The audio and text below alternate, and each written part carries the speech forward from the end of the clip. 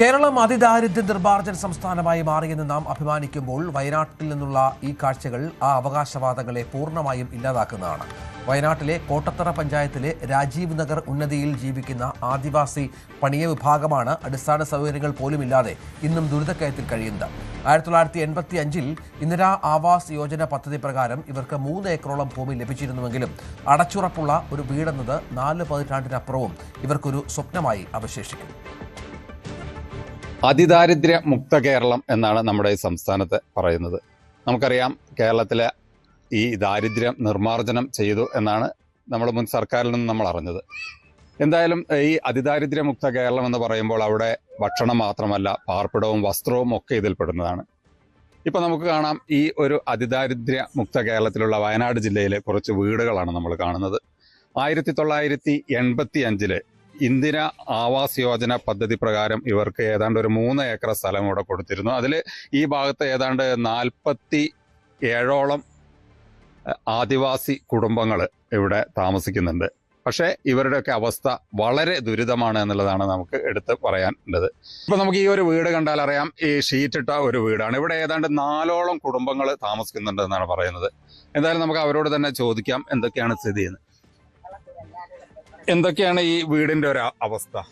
എനിക്ക് വീട് ഒന്നുമില്ല, ഷെഡിലാണ് താമസിക്കുന്നത്. അപ്പം അമ്മയുണ്ട്, 5 മക്കളുണ്ട്, ഞാനും പിന്നെ കെട്ടുവനും. അപ്പൊ ഈ ചാക്കൊക്കെ വലിച്ചു പൊതിച്ച് ഇങ്ങനെ കൂടുന്ന ഷെഡിലാണ് കിടക്കുന്നത്. വീട് ആരും ഉണ്ടാക്കി തന്നിട്ടില്ല. ഇല്ല, പക്ഷെ ഇവിടെ സ്ഥലം ഉണ്ടെന്നാണ് അല്ലേ? സ്ഥലമുണ്ട്. അപ്പൊ ഇതാണ് ഇവിടുത്തെ ഒരു അവസ്ഥ. നമുക്ക് ഇതിന്റെ ഉള്ളിലേക്കൊന്ന് നോക്കാം. ഒരു കുടുംബം അല്ലെങ്കിൽ 4ഓളം കുടുംബങ്ങൾ ജീവിക്കുന്ന ഒരു വീടിന്റെ ഒരു അവസ്ഥയിലേക്കാണ് നമ്മൾ പോകുന്നത്. ഇവിടെ കുട്ടികളടക്കമുള്ള ആളുകൾ ഇതിന്റെ ഉള്ളിൽ താമസിക്കുന്നുണ്ട്. അത്രയും ചാക്കുകളൊക്കെ വെച്ചിട്ട് തന്നെയാണ് ഇത്തരത്തിലൊരു വീട് മറച്ചിട്ടുള്ളത്. ഇവിടെ 4 കുടുംബങ്ങൾ താമസിക്കുന്നു എന്ന് പറയുമ്പോൾ നമ്മൾ ഈ ഒരു അതിദാരിദ്ര്യ മുക്ത കേരളമാണോ എന്നുള്ളത് സംശയിക്കേണ്ട ഒരവസ്ഥയാണ് ഇപ്പോൾ ഉള്ളത്. ഒരു ഷെഡിലാണ് കിടന്നുറങ്ങുന്നത്. അതുകൊണ്ട് നമുക്ക് എന്തെങ്കിലും ഒരു സഹായം നിങ്ങളെ വക ഉണ്ടാക്കി തരണമെന്ന്, ഒരു സീറ്റോ അല്ലാതെ താഴപ്പായോ എന്തെങ്കിലും വാങ്ങി തരണമെന്ന് ഞങ്ങൾ പാവപ്പെട്ട പോലെ ഒരു 5 മക്കൾ വേണ്ടി അമ്മയും ഒക്കെ കിടന്നുറങ്ങുന്നത്.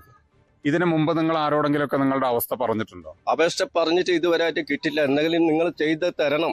ഞങ്ങൾ കുറെ ദിവസമായി പറഞ്ഞിട്ട്. ഞാൻ ഈ വാർഡിന്റെ മെമ്പറാണ്. ദാരിദ്ര്യമുക്ത സംസ്ഥാനമാണ് നമ്മൾ. എന്താണ് ഈ ഒരു അവസ്ഥ? ഈ ദാരിദ്ര്യ മുക്ത വാർഡ് പ്രഖ്യാപിച്ചെങ്കിലും ഇവരുടെ അവസ്ഥ ഇന്നും പഴയതുപോലെ തന്നെയാണ് കിടക്കുന്നത്. ഇവരിൽ 46 വർഷമായിട്ട് ഇവർക്ക് 30 വീട് പണിത് കൊടുത്തെങ്കിലും അതിൽ തന്നെയാണ് ഇപ്പോഴും അവർ കിടന്നിറക്കുന്നത്. ചോർന്നൊലിച്ച് പിന്നെ അവർ ആവശ്യപ്പെടുന്ന ഒരു താർപ്പായെങ്കിലും ഞങ്ങൾക്ക് തന്ന് ഞങ്ങളെന്ന് രാത്രിയിലെങ്കിലും ഒന്ന് കിടന്നോട്ടെ എന്നാണ് അവർ ആവശ്യപ്പെടുന്നത്. കാരണം അത്ര ബുദ്ധിമുട്ടിലാണ് ഇവർ കഴിഞ്ഞുകൂടുന്നത്. 1985-ന് ശേഷം ഭരണം മാറി മാറി വന്നിരുന്നു. അതായത് UDF-ഉം LDF-ഉം ഇവിടെ ഭരിച്ചിട്ടുണ്ട്. എന്നിട്ടും എന്തുകൊണ്ടാണ് ഈ രീതിയിലേക്ക് വന്നത്? കാരണം ഇതിൽ ഞാൻ പറഞ്ഞല്ലോ, പലരും ഈ പറയുന്ന പിന്നെ മാറി മാറി വരുന്ന സർക്കാരുകൾ കുറഞ്ഞ വീടുകൾ മാത്രം കൊടുക്കുകയും ബാക്കി ഇതിനകത്ത് പ്രധാനപ്പെട്ട വീടുകൾ ഇന്നും ചോർന്നൊലിച്ച് കിടക്കുന്ന അവസ്ഥയിൽ തന്നെയാണ് ഇപ്പോഴും കിടക്കുന്നത്.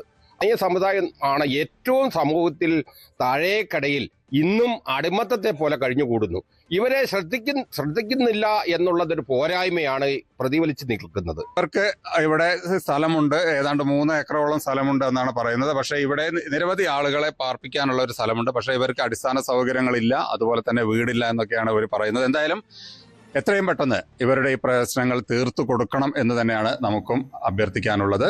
കോട്ടത്തറ പഞ്ചായത്തിലെ രാജീവ് ഗാന്ധി ഉന്നതിയിൽ നിന്നും ജയരാജ് ബത്തേരി, ന്യൂസ് 18 വയനാട്.